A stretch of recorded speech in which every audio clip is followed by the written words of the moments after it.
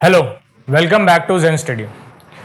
सो कल Independence day था और जो फ्रंट पेज की न्यूज़ है वो प्राइम मिनिस्टर्स की स्पीच पे है और वो सारे स्पीच हैं, वो सारे सीएम्स के जो थोड़ा बहुत भी सिग्निफिकेंट रखते हैं इन ब्रॉडर नेशनल इंटरेस्ट।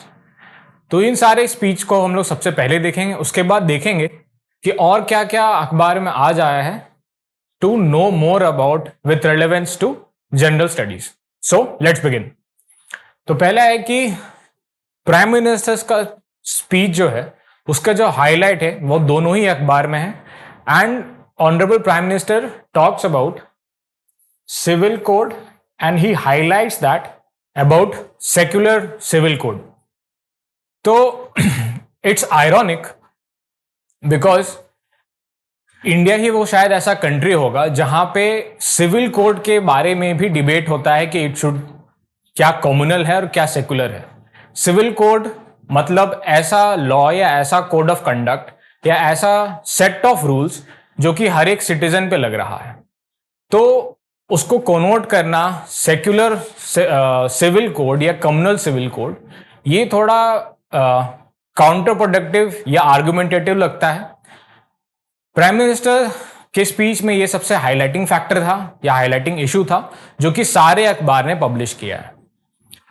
तो इंडिया के कॉन्टेक्स्ट में सेकुलरिज्म इतना इंपॉर्टेंट क्यों है और इतना डिबेटेड क्यों है? ये इसीलिए है क्योंकि हमारी सोसाइटी वैसी है और हमारी सोसाइटी में सेकुलरिज्म के अलग पैमाने हैं जो कि पुराने या फिर यूरोपियन सेकुलर प्रिंसिपल से थोड़ा भिन्न है या थोड़े अलग है डिपेंडिंग ऑन द सोसाइटी। इसीलिए कोई भी ऐसा लॉ या कोई भी ऐसा प्रपोजल जो सरकार या पब्लिक डोमेन में डिस्कशन होता है सरकार के द्वारा या पब्लिक डोमेन में किसी और पार्टी के द्वारा, उसको हमेशा सेकुलरिज्म के तराजू पे तौला जाता है। और इससे होता है कि एक पब्लिक डिबेट में सेकुलरिज्म वर्ड बार बार रिपीट होता है। तो ये मे बी ह्यूमन हिस्ट्री में पहली बार होगा कि सिविल कोड को भी हम लोग सेक्युलर सिविल कोड या कम्युनल सिविल कोड बता रहे हैं या फिर उसके बारे में डिबेट हो रहा है।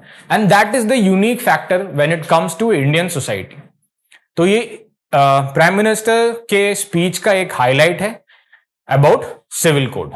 इसके बारे में और डिबेट होगा बिकॉज ऑनरेबल प्राइम मिनिस्टर का हर साल का स्पीच डिटरमाइन करता है कि एक साल में सरकार कौन कौन से एजेंडा पे काम करेगी and it sets the tone for next full year. और इससे हमें यह पता चलता है कि किस किस कौन कौन से लॉ आएंगे या किस किस पॉलिसी में सरकार अपना काम करने वाली है या क्या क्या पॉलिसी फॉर्मुलेशन है इन कलेक्टिव कोई सेक्टर में, इकोनॉमिक सेक्टर में या ओवरऑल सोशल सेक्टर में। तो ये बात हो गई सिविल कोड पे जो ऑनरेबल प्राइम मिनिस्टर ने अपने स्पीच में हाईलाइट किया।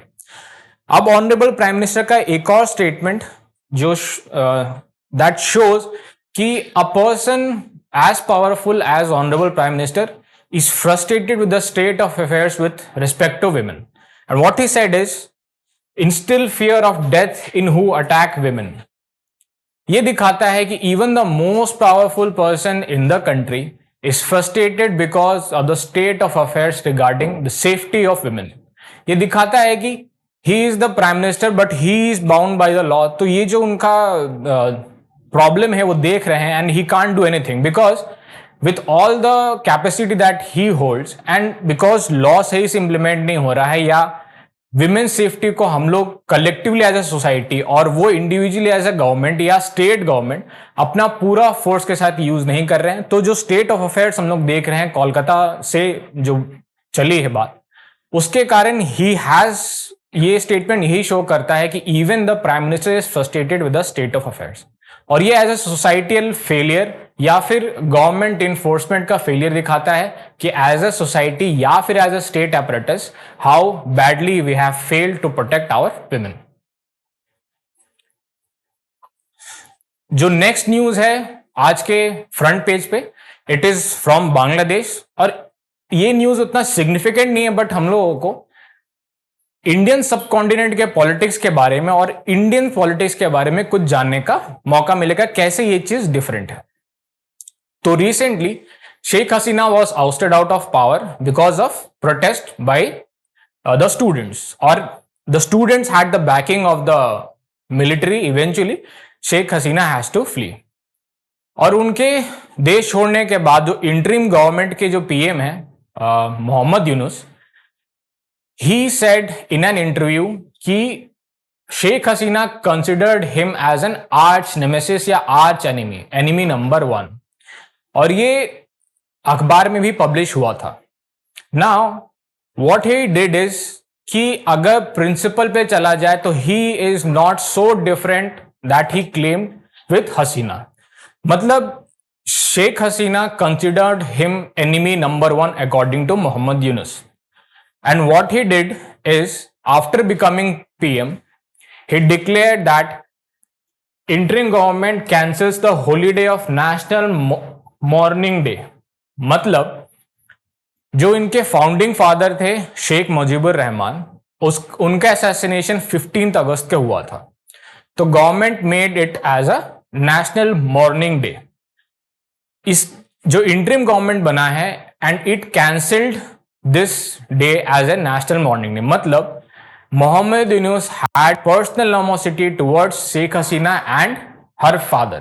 इससे दिखता है कि blaming somebody is not incomplete जब तक आप वेंडेटा पॉलिटिक्स उसके अगेंस्ट कुछ एक्शन नहीं लेते या ऐसा कोई पॉलिसी फॉर्मुलेशन नहीं लेते, जिससे दिखता है कि you are in the same category as the other person that you have blamed।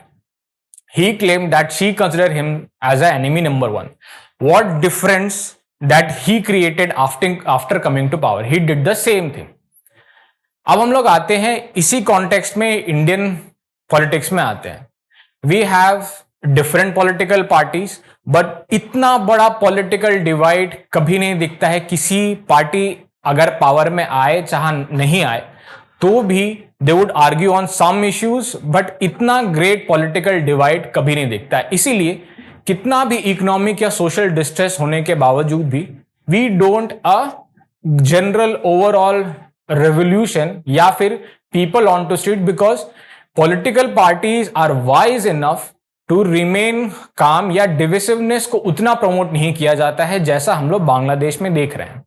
और इसी पॉलिटिकल डिवीजन के कारण इंडिया एक डिवीजन दिखता है अमंग्स द पॉलिटिकल पार्टीज। उनके आइडियोलॉजिकल डिफरेंस होंगे but they don't go overboard as हम लोग बांग्लादेश में देख रहे हैं। एंड इट शोज कि how healthy our democracy is when compare to other democracies. या फिर इवन इन अमेरिका हम लोग ये देख रहे हैं कि there is a great political divide. इतना डिवाइड कोई भी ग्रेट या पुराने डेमोक्रेसी में नहीं है। तो when it comes to India, India has a very healthy democracy. और इस तरह से लोग या पॉलिटिकल पार्टीज या पॉलिटिकल हेड्स अपॉर्चुनिस्टिक स्टेटमेंट या वेंडेटा पॉलिटिक्स उस तरह से नहीं करते हैं जैसा हम लोग दुनिया में देख रहे हैं। अब इसी से एक न्यूज जो इस चीज को सब्सटैंशिएट करेगी, प्रोटेस्टर और national flag to block the house of Sheikh Mujibur Rahman at the anniversary of his death. अब देखते हैं कि नीचे और news, Bangladesh mob beats up ex PM Sheikh Hasina supporters. Government toppling के बाद अवामी लीग की head Sheikh Hasina has fled the country.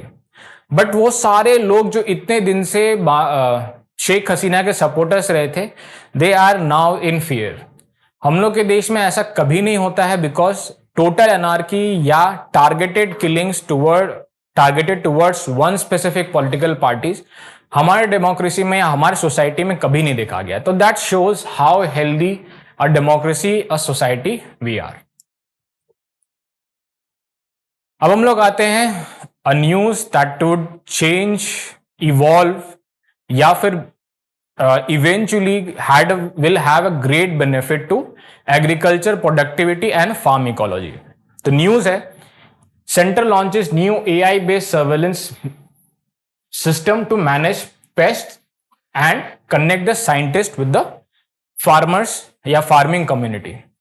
तो एक नया स्कीम लॉन्च हुआ है and it is all about using AI for pest control. इसका बॉटम लाइन, इसका सेंटर पीस क्या है, यही इसका सेंटर पीस है। तो हम लोग देखेंगे कि इसमें क्या क्या इनिशियल्स हैं और क्या क्या इसके डेटा पॉइंट्स है जो हम लोग याद रख सकते हैं for better understanding this scheme and importance of AI with respect to agriculture या फार्मर्स इंटरेस्ट। तो पहला है कि AI ये एक AI बेस्ड असिस्टेंस है। For example it will assist या give suggestions to the farmer on the land parcel that he has. तो इससे क्या होगा कि एक स्पेसिफिक टाइम पे एक्ट करने का जरूरत पड़ेगी, बिकॉज वी नो कि पेस्ट तभी आते हैं जब एक स्पेसिफिक स्टेज होता है फार्म में जो प्रोड्यूस लगा है। दे वोंट कम बिफोर और आफ्टर, एक स्पेसिफिक टाइम होता है, उसी समय एक्ट करना होता है। And it will take 2 weeks to destroy the crops. तो ये जो पेस्ट का जो नॉलेज है, इट विल बी ऑब्वियसली वो हम जो फार्मर्स देख के पता करते हैं, बट अगर AI मॉडल के सहारे they can know a week और 2 weeks बिफोर, तो एक्ट करने का चांसेस पहले ही बढ़ जाएगा। The farmer can spray pesticide and protect the his produce या his standing crop even before the pest have arrived। अब इस पे देखते हैं कि ये बनेगा कैसे। तो पहला है कि कोई भी AI based model AI based system data models पे बेस्ड होता है। तो data based model based on real time data. तो रियल टाइम डेटा किस किस चीजों में, ये हम लोग इस फ्लो चार्ट से देखते हैं। तो ये डेटा मॉडल हो गया। कोई भी AI सिस्टम किसी ना किसी डेटा मॉडल पे डिटरमाइन करते हैं कि डेटा मॉडल आपने उसको क्या प्रोवाइड किया है। तो यहां पे रियल टाइम डेटा प्रोवाइड किया जाएगा टू दैट सिस्टम जो कि आप फार्म बेस्ड सेंसर से लेके आएंगे। और ये डेटा मॉडल्स जो पहले के डिजाइन डेटा मॉडल्स है, उसमें ये डेटा एनालाइज किया जाएगा कि पहले जो डेटा मॉडल है और अभी का सिनेरियो क्या है, वेदर क्या है, मॉइस्चर क्या है, और सीजन का कौन सा पार्ट है, क्रॉप का स्टेज ऑफ साइकिल ग्रोथ क्या है। तो ये रियल टाइम डेटा उस AI मॉडल में फीड किया जाएगा और स्पेसिफिक एल्गोरिदम में वो उसको कैलकुलेट करेगा and it will give suggestion on based on the comparison of these two. ये तो हो गया पूरा AI बेस्ड सिस्टम का बात, जिसमें रियल टाइम डेटा और एग्जिस्टिंग डेटा मॉडल्स का बहुत ज्यादा रिक्वायरमेंट होगा। अब हम लोग देखते हैं कि इससे बेनिफिट क्या है और इवेंचुअली फार्मर्स इनकम पे या फार्म प्रोडक्टिविटी में वो कैसे इनहांस करेगा या एड करेगा। तो पहला है कि it will reduce pests. It will add कि आप पहले ही ऐड कर दीजिए बिफोर द पेस्ट हैज का लाइफ साइकिल भी शुरू हो, या ऐसा क्रॉप साइकिल में जहां पे पेस्ट का attack will be extremely harmful for the final produce. तो it will lead to improve productivity. अब इसमें इंपॉर्टेंट है कि प्रोडक्टिविटी आप 2-3 तरीके से बढ़ा सकते हैं, जैसे कि higher input, higher quality of seed. इन सब चीजों में AI का मॉडल का इतना जरूरत नहीं है। AI मॉडल आपको सिर्फ सजेशन दे सकता है when comparing the real time data और एग्जिस्टिंग डेटा मॉडल्स या डेटा सेट्स जो उसके पास है। तो पेस्ट कंट्रोल इसीलिए रियल टाइम डेटा पे काम करता है। तो प्रोडक्टिविटी 3-4 चीजों पे डिपेंड करता है, high quality seeds, irrigation, paste का अटैक कब हुआ है, फर्टिलाइजर। तो अगर हम पेस्ट कंट्रोल कर लें सही टाइम पे और depending on the fertiliser availability, तो it will enhance the productivity, क्योंकि पेस्ट ही सबसे ऐसा चीज है जो टाइम, मॉइस्चर, वेदर और क्रॉप साइकिल पे डिपेंड करता है। तो अगर फार्मर्स उसको कंट्रोल कर लिए तो it will add in the productivity of the farm produce. अब इसमें एक चीज हाईलाइट की गई है कि participation of state would be very important to decimate this awareness कि ऐसा भी मॉडल है to the ultimate farmers, because centre की जो एजेंसीज है they can create AI models, उनके पास डेटा सेट होता है, बट क्योंकि these agency can not decimate the information to the last farmer, तो स्टेट का रोल इसमें बहुत इंपॉर्टेंट होगा। स्टेट एजेंसी और कृषि विज्ञान केंद्र के इसमें बहुत ज्यादा रोल इंपॉर्टेंट होगा to decimate this model to the end farmer. अब एक इंपॉर्टेंट चीज है कि वी ऑल नो कि करंट फार्मिंग सिनेरियो जो है वो मोस्टली केमिकल बेस्ड है। Fertilizer are ultimately chemicals, same pesticide और इंसेक्टिसाइड आर केमिकल्स। तो हम लोग ये देखते हैं कि ये सब it increases the cost of the final produce और फार्मर इनकम को भी रिड्यूस करता है, बिकॉज ये सारा चीज पैसे से आता है, it is not beneficial for the health of the final consumer. तो अगर इसको हम लोग कम कर पाए तो एक फार्मर का जो इनकम स्पेंड हो रहा है टू बाई दी स्टफ वो कम होगा और उसका क्योंकि इन्वेस्टमेंट कम है तो he will gain more profit out of the final good. और अल्टीमेटली जो कंज्यूमर उसको कंज्यूम कर रहा है, ordinary citizen, he will consume those product जिसमें पेस्टिसाइड का क्वांटिटी कम है, फर्टिलाइजर का क्वांटिटी जितना होना चाहिए उतना ही है। तो overall it will improve the efficiency when it comes to insecticide या पेस्टिसाइड। पेस्टिसाइड का कम यूज होगा और अल्टीमेटली फार्मर को पैसा कम खर्च होगा और फाइनल कंज्यूमर को उतना ही पेस्टिसाइड खाना पड़ेगा जितना जरूरत है। एक्सेस स्प्रे करने से कोई बेनिफिट नहीं होता। और हम लोग जानते हैं कि हमारा जो फार्म इकोलॉजी है it is badly affected because of this chemical based farming. तो इट विल एड कि नेचुरल जो फार्म इकोलॉजी है उसको रिवाइव किया जाए, बिकॉज जितना पेस्टिसाइड रिक्वायर्ड है उतना ही लगे। और उसके चलते जो बेस्ड फार्म इकोलॉजी है, नेचुरल पेस्ट कंट्रोल या नेचुरल सॉइल मॉइस्चर कंट्रोल, इसके चलते नेचुरल जो फार्म इकोलॉजी है वो रिवाइव हो पाए और farm ecology would be the base for better farm productivity and obviously healthier food. अब एक न्यूज जो शो करती है कि सिर्फ एक policy, national policy won't solve या won't achieve the desired result, because हर state would require a different set of approach to achieve the target. तो न्यूज है digital boost to revive the solar power installation scheme. तो it talks about PM Kusum और ये बताता है कि PM Kusum में इंप्लीमेंटेशन हर स्टेट में डिफरेंट है। रीजन बीइंग कि हर स्टेट का ज्योग्राफी डिफरेंट है, हर स्टेट में लैंड ओनिंग या per hectare land ownership different है। जैसे कि हाईली डेंसली पॉपुलेटेड स्टेट्स है ईस्टर्न इंडिया के, तो वहां पे ये एक्सपेक्ट करना कि कोई फार्म लैंड में, एग्जिस्टिंग प्रोडक्टिव फार्म लैंड पे अपना सोलर पावर प्लांट लगाएगा, सोलर पार्क लगाएगा या मिनी सोलर पार्क लगाएगा, ऐसा करना या एक पॉसिबल नहीं है। पॉसिबल तो है but it will take some level of efforts to make it successful. But वहीं पे अगर ऐसे एरिड रीजन जहां पे लैंड पार्सल है और वो उतना प्रोडक्टिव नहीं है, सेमी एरिड इंडिया में, वहां पे ये solar power parks, mini solar power parks लगाने में ज्यादा इजी होगा, बिकॉज लैंड सरप्लस है और farmer can pool their land और individual land for installation of these parks.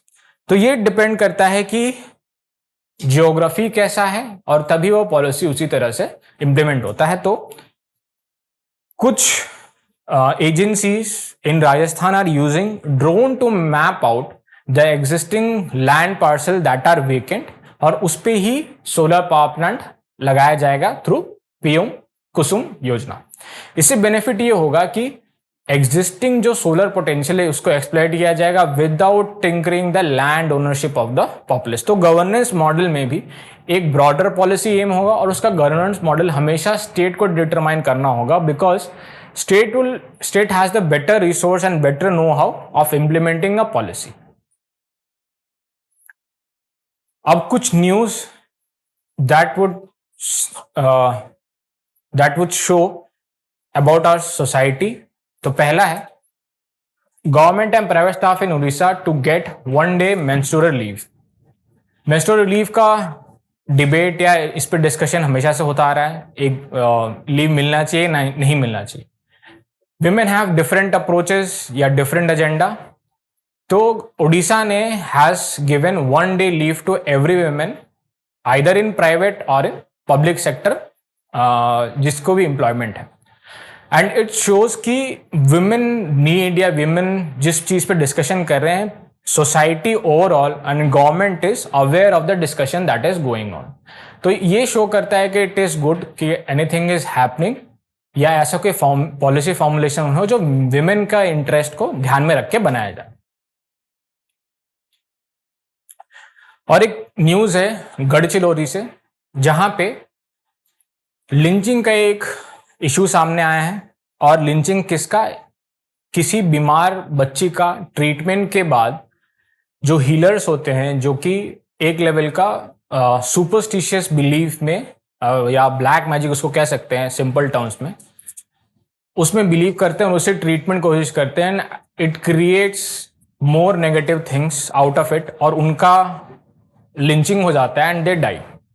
तो स्टोरी सिंपल सी है, एक बच्चा बीमार पड़ता है और वो गवर्नमेंट पब्लिक हॉस्पिटल में जाता है and he does not gate completely treated और वो उसकी फैमिली गवर्नमेंट एजेंसी से, वहां के डॉक्टर से बोलते हैं कि इसको आप डिस्चार्ज दे दें और वो जबरदस्ती डिस्चार्ज ले लेता है और eventually they go to these healers जो कि जादू टोना जिसको हम लोग आम भाषा में बोलते हैं उनके पास जाता है और उससे चीज़ें और बिगड़ जाती है, वो बच्चा और बीमार पड़ जाता है। तो उसके अगेंस्ट जिसने हीलर्स थे या जादू टोना जो करते थे उनकी मार पिटाई होती है और वो मर जाते हैं।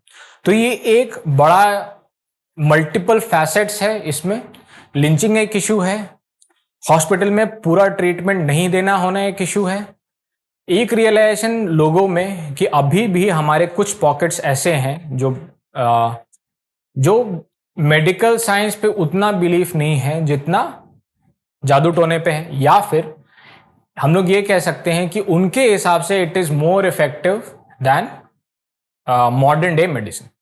तो ओवरऑल इशू है कि ये ट्राइबल बेल्ट्स में ही या ट्राइबल पॉकेट्स में ही क्यों होता है कि लोग बीमार पड़ते हैं और हीलर्स के पास जाते हैं, जबकि हम जानते हैं, हम सभी जानते हैं कि government hospital are free of cost when it comes to healers और जादू टोना वाले। They have money mind behind it और वो पैसा लेते हैं करने के लिए।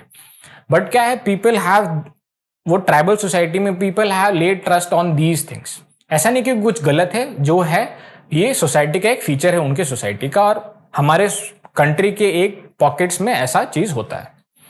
अब हम लोग आते हैं ओवरऑल इस इश्यू में। तो ट्राइबल हैमलेट्स में लोग न्यूट्रिशन के कारण या बच्चे स्पेसिफिकली माल न्यूट्रिशन के कारण जल्दी बीमार पड़ते हैं और कोई भी ऐसा बीमारी होता है तो they don't recover very easily. इसीलिए अगर वो हॉस्पिटल में एडमिट भी हो जाते हैं तो वो उतना जल्दी रिकवर नहीं कर पाते हैं because they are malnourished, they don't have the capacity to recover easily.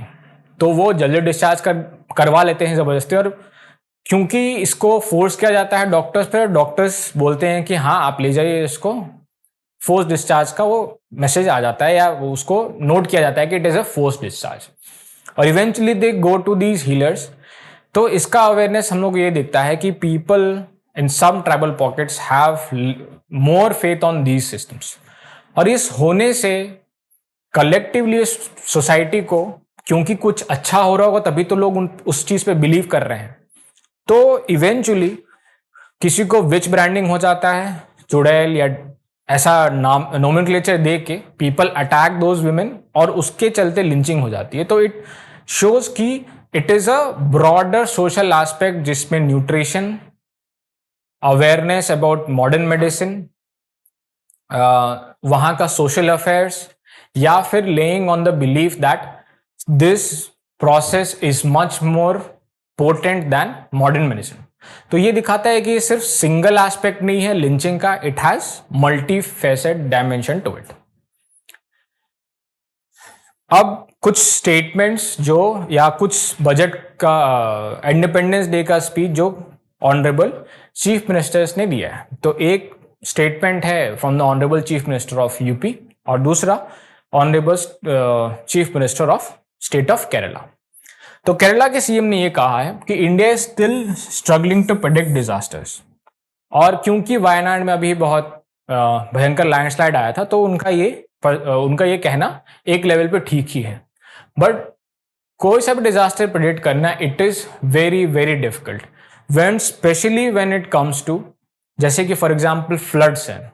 अगर नेपाल में बारिश होती है 3-4 दिन बहुत, तो वो इंफॉर्मेशन ट्रांसमिशन हो जाता है, it develops over a period of time कि ऐसा हो रहा है, बहुत बारिश हो रही है, और वेदर मॉडल्स भी होते हैं तो यू कैन प्रेडिक्ट कि बहुत बारिश हो। बट क्लाउड बर्स्ट में ऐसा नहीं होता है। तो कोई चीज प्रेडिक्ट करना when it comes to weather it is very very tough, और specifically he has mentioned predict disaster. तो disaster it is almost impossible to predict an earthquake, it is almost impossible to predict a cloud burst. You may predict a drought or an upcoming flood. These are natural disaster जो मे भी आप किस level predict कर सकते हैं, but climatic pattern change होने के कारण the extreme, we are facing the extreme, और ये बहुत फ्रीक्वेंट और मोर ग्रूसम होगा। तो जितने भी प्रेडिक्शन मॉडल्स पहले के थे, they are not able to predict good. तो हम लोग ये देखते हैं कि नए तरीके से डेटा मॉडल्स, वेदर मॉडल्स लिखने पड़ेंगे, और क्लाइमेट चेंज को भी इनकलकेट करना पड़ेगा to predict some of the impending disasters. तो ये स्टेटमेंट पार्शियली ही कंप्लीट है, बिकॉज इसमें क्लाइमेटिक मॉडल्स जो कि चेंज हो रहे हैं उसको भी इनकलकेट करना चाहिए। And here scientist should not be blame, या इंजीनियर जिसने ये सिस्टम बनाया, they are not blame because they produce a system जो कि डेटा कलेक्ट करेगा, और डेटा मॉडल जो बहुत पुराने हैं और जो ऑलमोस्ट एक्यूरेट है, but those data models were designed on a stable global climatic system, but the global climatic system is being evolved because of climate change. अब ऑनरेबल सीएम ऑफ यूपी का state independence day speech. तो CM unveil scheme for youth targets 1 million SME units. तो SME units को promote करने के लिए और उसके बेसिस पे एम्प्लॉयमेंट जनरेशन के लिए UP government has announced a specific scheme. तो we know UP has the largest population, वो अपने में मे बी ए कंट्री है, एंड उसका फर्टिलिटी रेट और एज ग्रुप अभी भी बहुत यूथफुल है। तो मैन्युफैक्चरिंग ही ऐसा चीज है जो कि सबसे ज्यादा यूथफुल फोर्स को इनकलकेट कर सकता है इनटू वैल्यूएबल एम्प्लॉयमेंट।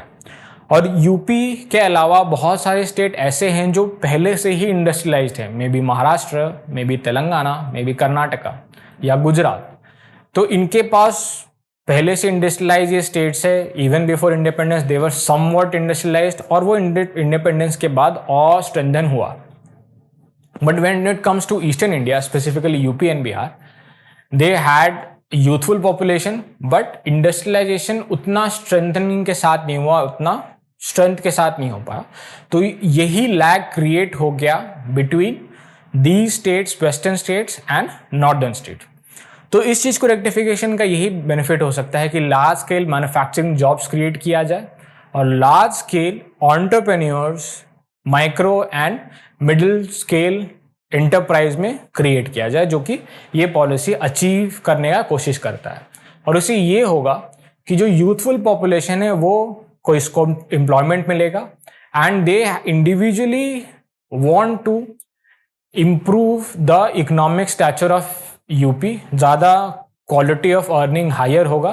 तो social benefit because of employment and higher income generation, UP will be much more better state than now UP is currently in. इससे ओवरऑल बेनिफिट ये होगा कि eventually a country size state population wise would have a greater participation in the national income. अब हम लोग एक important issue पे आते हैं कि geologist are visiting Wayanad and they are collecting data. They have attributed कि dam burst effect caused Wayanad landslide. तो what they are mentioning is कि जो एक्सट्रीम रेनफॉल हुआ बहुत शॉर्ट टाइम में, इट क्रिएटेड अ सिनेरियो जिसमें जो अंडरलाइंग सॉइल स्ट्रक्चर था, it was not capable of holding that much of water in a short duration.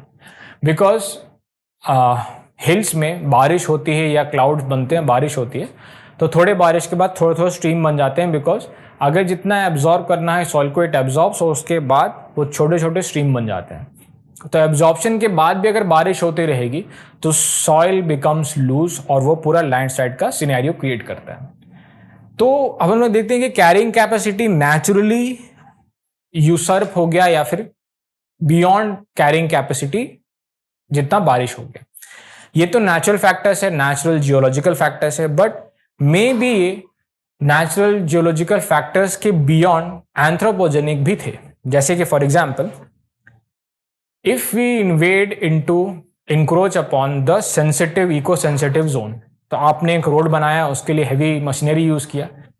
तो हैवी मशीनरी यूज करने से जिस रोड पे वो बन रहा है सिर्फ वहां लूज नहीं होता है, the vibration goes up to 500 metres beyond the existing construction. तो ये जो वाइब्रेशन या जो कंस्ट्रक्शन है, it loosens the natural soil cohesion, और इसके चलते सॉइल का जो बाइंडिंग फैक्टर है वो कम होता है, और इवेंचुअली ऐसा कोई सिनेरियो, बहुत ज़बरदस्त बारिश होती है तो लैंडस्लाइड हो जाता है।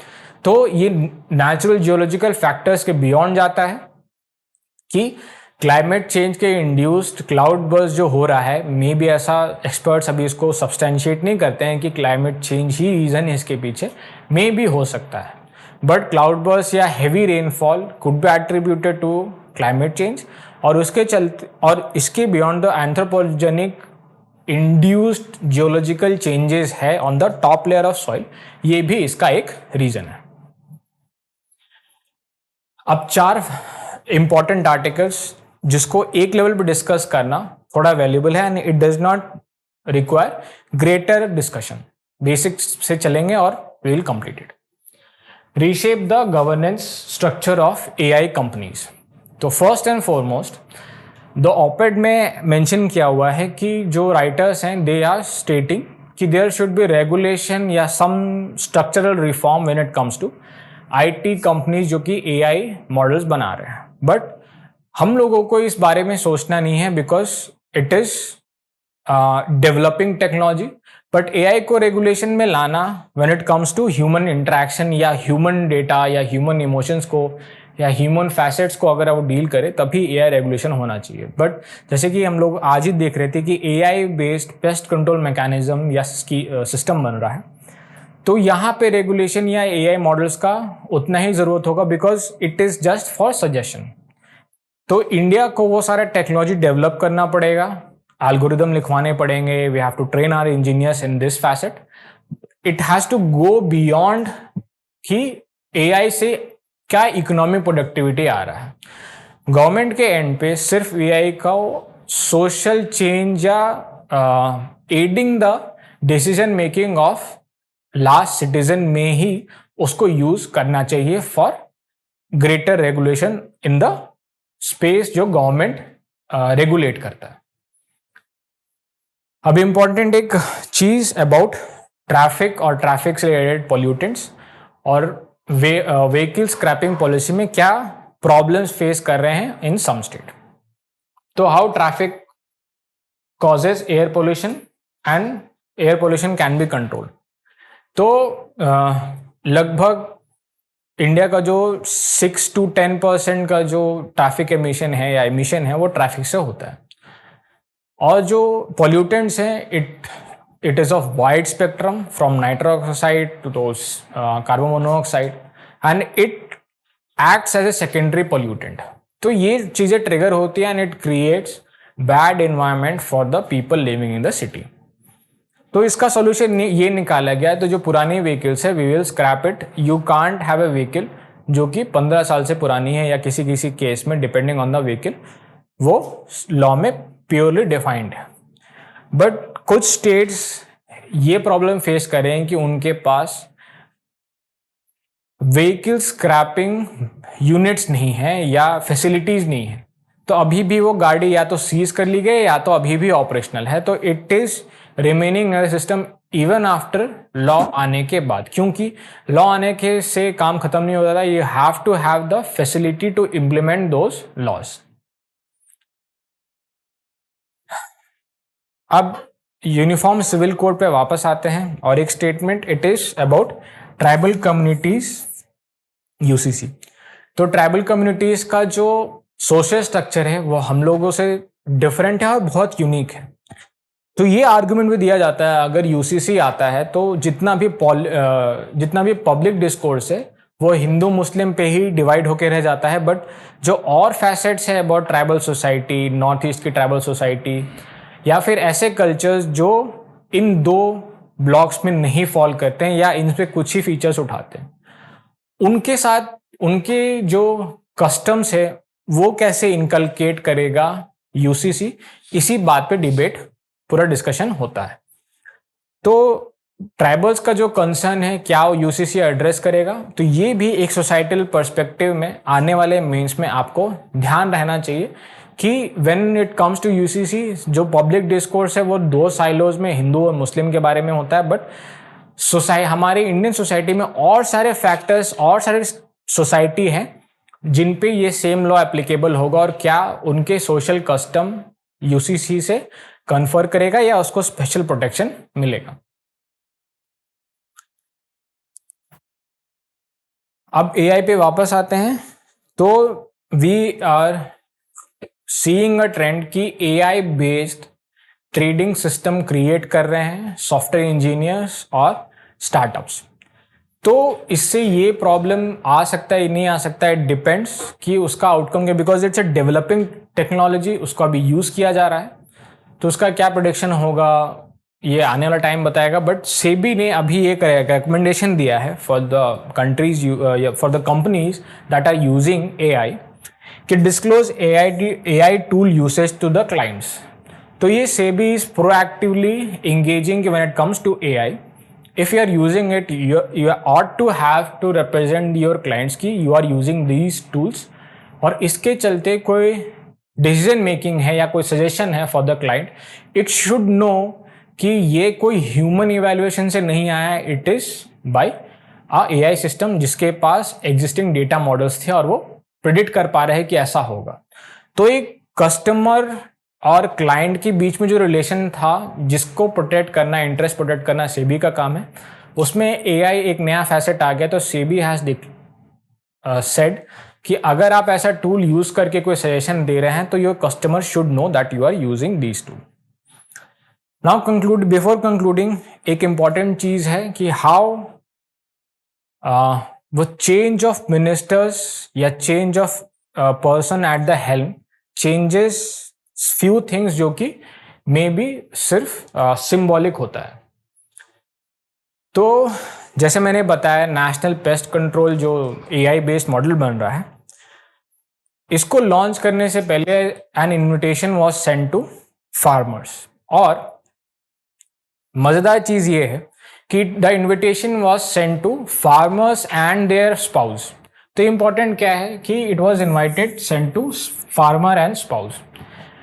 तो जो हमारे ऑनरेबल एग्रीकल्चर मिनिस्टर हैं, he is from farming community, और ही नोज दैट शोज कि he knows the value of spouse, या फिर स्पाउस का फार्मिंग कम्युनिटी में कितना मेहनत लगता है। It is not alone the male farmer जो प्रोड्यूस करता है, it is equal hard work labour of his spouse, जो कि फार्म प्रोडक्टिविटी में उसका इक्वल पार्टिसिपेशन होता है। तो दिस शोज की एक सिंबॉलिक जेस्चर है कि जब हम लोग फार्मर्स बोलते हैं तो we always consider male farmers, but female farmers और मेल फार्मर की वाइफ का भी उतना ही रोल है इन द फार्मिंग कम्युनिटी या एग्रीकल्चर इकोनॉमी। तो दिस शोज की your prior experience in life will, if you get onto the helm या सबसे टॉप पोजिशन पे, तो you should inculcate those facet for greater public discourse और recognition of some valuable efforts जो कि females दे रही हैं in the agri economy. So that's all for today. Thank you very much.